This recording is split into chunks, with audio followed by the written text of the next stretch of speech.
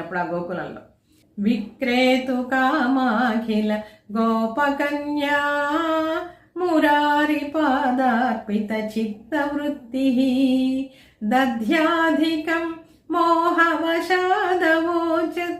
Govinda Damodara మాధవేతి.